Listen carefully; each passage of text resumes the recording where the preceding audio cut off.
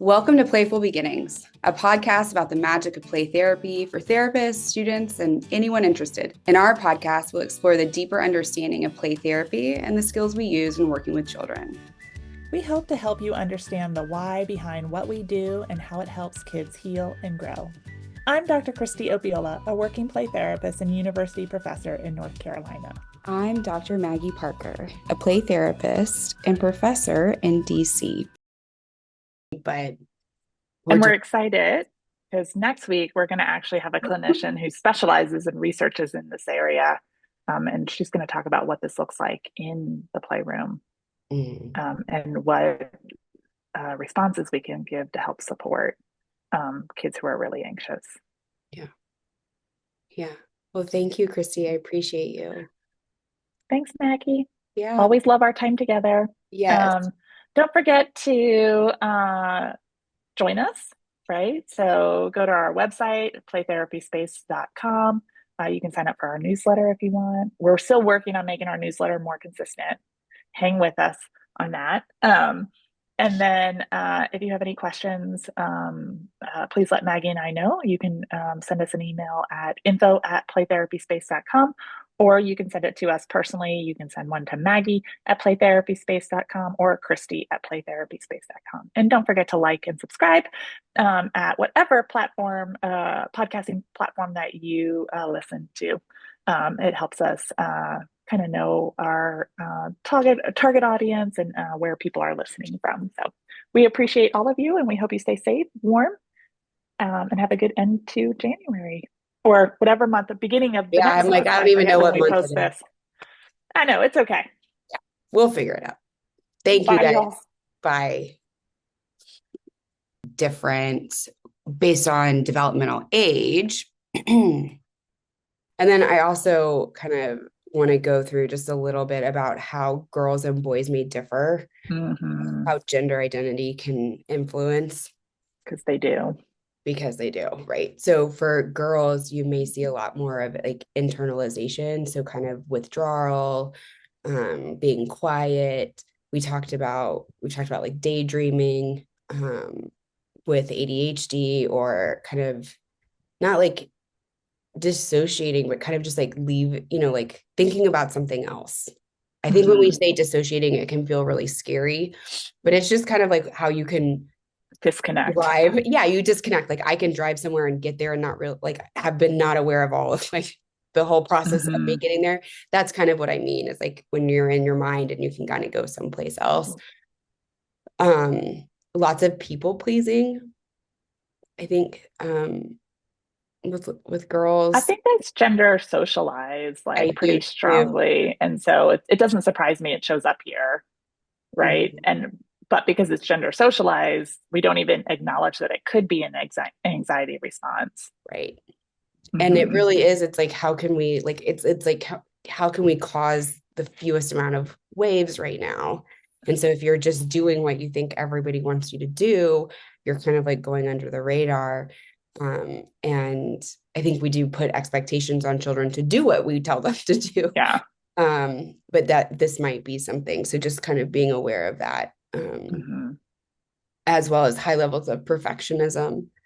And I think, there's some gendered stuff there too. And there's obviously some racial implications too that can come with this, as expectations of how children behave and engage within those spaces based upon their identities. It's possible that they have more somatic complaints. So maybe going to the nurse more often, having headaches, being tired, and then maybe some social anxiety about engaging with peers. Or anyone. Or anybody, yeah.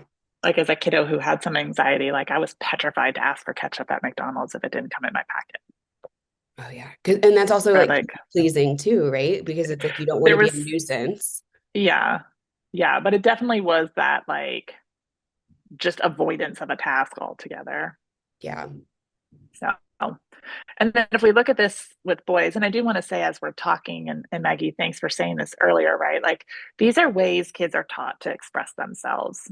So these could be gendered, or these could be like taught within family systems, Like, what are we exposed to and modeled? So be mindful of that. Although we're talking about maybe biological differences here, not boys may show some girl related symptomology, and girls may show some boy related based on kind of like their patterns at home or socialization or just personality and some other stuff. So I do want to also note that.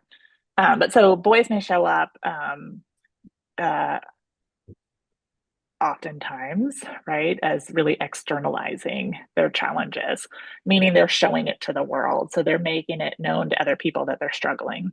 So you're going to see some externalized behaviors that may look like anger or defiance, because it may not be okay to be vulnerable to share. And so they need to, right, like kind of toughen up. And so they're going to expel that anxiety in tougher ways.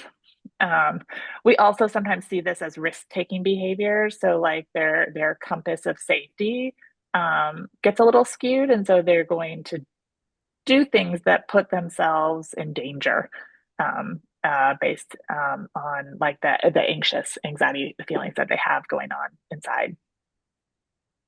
Or they can disengage, right? And they'll do that instead of having to like mask themselves or like to protect themselves so other people don't catch on to what they're experiencing internally. And then the other way that sometimes this shows up is that it may show up physically. So you'll see them needing to exert things more physically. So I think of a kiddo that I know who, was always doing like high contact type of activity. So like jumping, running into things, right? Like just constantly needing their body in movement all the time, as a way to kind of manage the anxiety that they were experiencing inside, popping their fingers. I was trying to think, making noise that, like there's all this physical release of the internal anxiety that they're experiencing and then internal unrest that's happening. I see a lot of like biting of sweatshirts, biting. Oh my gosh. It's like they now have like jewelry that you can use. Mm-hmm. It's very interesting to see because I have two children that are so close in age with different gender identities and how this shows up. And you can see it like night and day with my son. If there is feeling of embarrassment or anxiety or that he's messed up in some way, he gets very angry and defiant. Well, you did this and you did this. So there's a lot. Blaming other people, not taking Yeah. responsibility. Yeah. There's a lot of me being like, you're really upset right now and you're feeling like really anxious. And so you are lashing out at me to feel safer. And I choose not to be spoken to this way. Whereas then Molly will behave much differently. She won't really tell me she's anxious. She gets very internal, but you can tell because she's biting her nails down to the quick. Her, like Roseanne, her sweatshirts are just like frayed, And from wet. and wet and they're like, they've got a big ring around the. yeah, and they're like all, it's like, so I see their anxiety showing up and it's very interesting. A lot of like, that's not fair on Molly. Like Molly's like, that's not fair. And Rhodes is like, so it's a lot of social comparison that's happening, but it's very interesting to see how one withdraws and one responds and how that both interacts, that I have to be very aware of these behaviors and what they're communicating then to reflect back what's actually happening. And it can be really tough. And that's usually when my kids are like, I really hate you're a play therapist because you get it too much, Mom. They're like, I feel vulnerable and I feel seen and I don't enjoy that right now. And so it's like, sometimes I just have to let them kind of have their space to have those feelings and then come back. Yeah. And let your partner help, right? Like we're working. Yeah. He tends to respond to the behaviors and I'm like, let's take a step back from the behaviors and like hold on for a second right now until we can regulate and then we can talk about it. Which is really hard to do, especially if you have children who are being defiant in those ways or disrespectful as a result of their anxiety. And so that's where it can be really helpful to allow, have them go into those play therapy spaces so they can process those, because it's hard. Yeah. I think one of the best things that we can do as play therapists, Maggie, not Mhm. only working with the kid, but working within the system is helping them understand how anxiety is playing out, Yeah. right? And like from taking these components of the different developmental ways that anxiety might show up and helping them really understand what's happening, that kids aren't trying to be difficult. So the teacher, they're not trying to like egg you into a power struggle. They're not trying, right? Um, uh, to make you late for work, or they're not trying to do those things, right? Their body just is not feeling safe in the moment. And so really helping the loved ones of the kids that we see, um, and the people who care about this kid understand this component. And so really like helping to explain it so that they can share it with the other important people in the kid's life, right? So what is anxiety? It's this idea of our nervous system is doing what it's supposed to do, which is to protect us, but it's almost an overactivation in this moment, right? And so the threat system is on like high alert instead of being able to flex with the environment that it's in. And to remind, and I think the challenge here is sometimes kids have they're very good at mimicking what they hear, but it doesn't mean that they're cognitively really understanding and sharing this from like an authentic place, right? Because they're not fully developed cognitively. So they don't always have the tools they need to be able to verbalize. So instead, it shows up behaviorally and relationally, Hmm. depending on the kid. So that could be kind of what you're talking about, where like your son may lash out at you, right? Like that's a relational response to the internal nervous response to anxiety and threat in this moment. Yeah.